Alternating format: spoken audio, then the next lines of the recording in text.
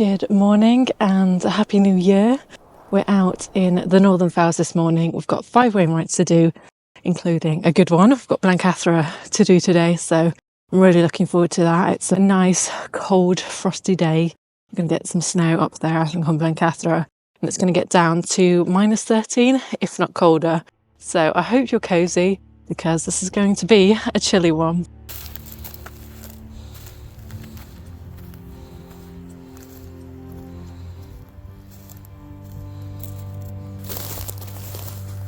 On Midsummer's Day in 1735, a local man reported a procession of soldiers marching across Suter Fell, yet no such event took place. 2 years later, on Midsummer's Day, the spectral army was spotted again. Then, in 1745, on Midsummer's Eve, a group of 26 men took watch, determined to put to rest the rumours. To their shock, they watched as a continuous line of troops spread across the fell, their horses and carriages moving at complete ease, even on the steeper terrain. With concerns growing about an invasion from the borders, the men cautiously crept up the fell at next light, but there was nothing to be seen. No trace of footprints, nor of hooves or cart tracks. So convinced of their sighting, they all swore an oath before a magistrate. Later that year, Bonnie Prince Charlie invaded England. The spectral army of Suter Fell remains the best authenticated of all ghost stories. Before we carry on, I want to thank Wild, who are the sponsor of this video. And if you haven't heard of Wild before, they make natural, refillable personal care products that smell wonderful and are cruelty-free. Their mission is to eliminate single-use plastic from the bathroom. I love their ethos, but do natural deodorants actually work?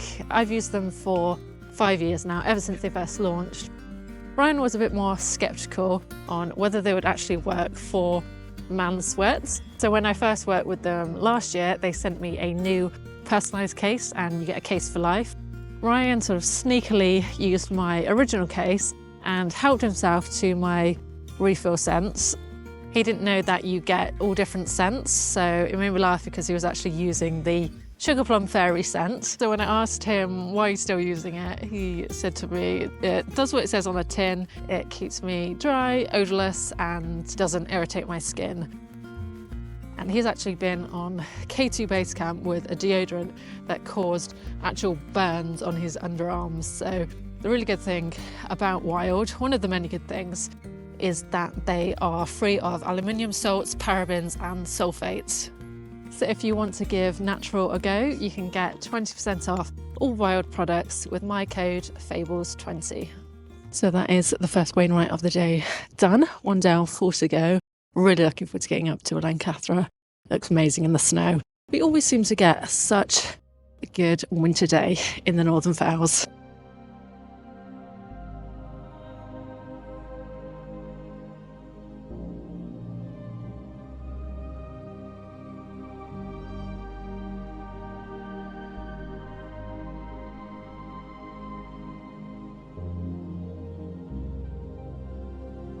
Out of the 214 fells, it's Blencathra that Wainwright devotes the most pages to, with so many routes to choose from.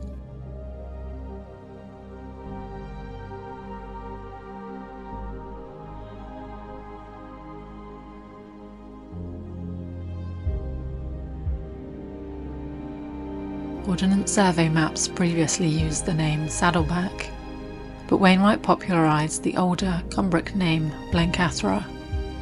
This is believed to be comprised of Blain, meaning summit, and Cadair, meaning seat or chair. Local folklore suggests that the name may translate to Arthur's seat, linking it to the mythology of King Arthur. The connection is drawn from the similarity between Athra and Arthur.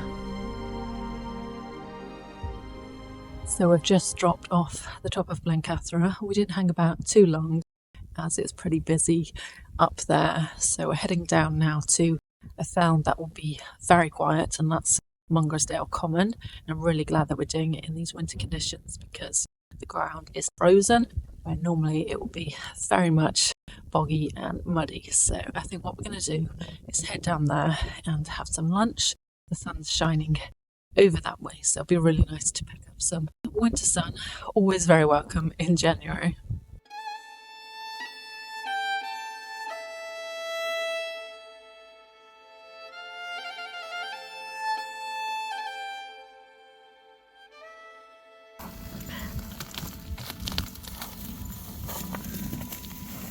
We are just trying to find the summit of Mungrizedale Common. It's not an easy one, the Wainwright top. I think it's a little bit easier to see the path in winter, not so much in summer when it's a complete bogfest. So we're just going to have a wander about and see. I think there's a pile of very little stones somewhere. So we'll just have a little wander about and I will see if I can find it.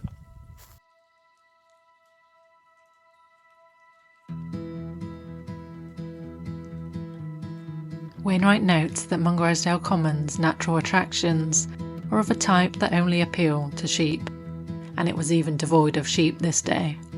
He writes that any one of the 1,000 tufts of tough, bent and cotton grass might lay claim to crowning the highest point of the plateau.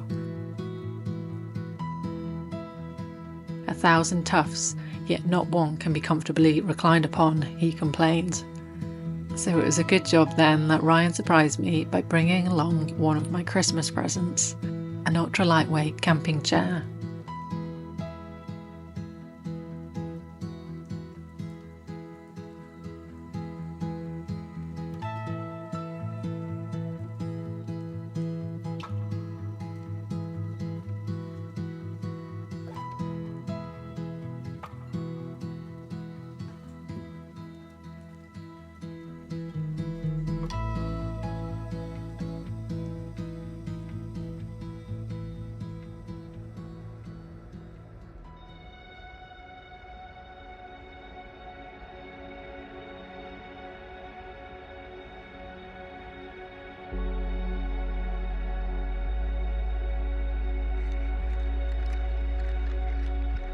So we are on to our fifth and final Wainwright of the day. Really nice little path here to go around and end on.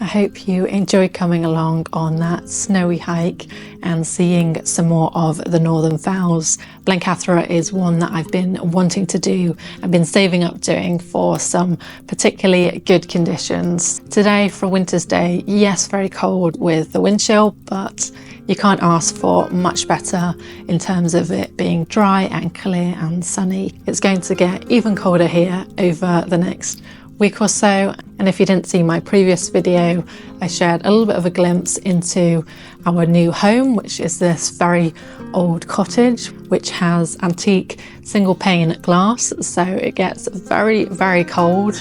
And I did say that I'll be doing a video on more of the history and taking a little bit of a deeper look into the cottage, so I will still be doing that. That is on the way. With these weather conditions, we could not get out and experience, the snow. Don't forget, you can get 20% off Wild with my code Fables20, and that is for a limited time. Until next time, enjoy adventures, stay safe, and I will see you very soon.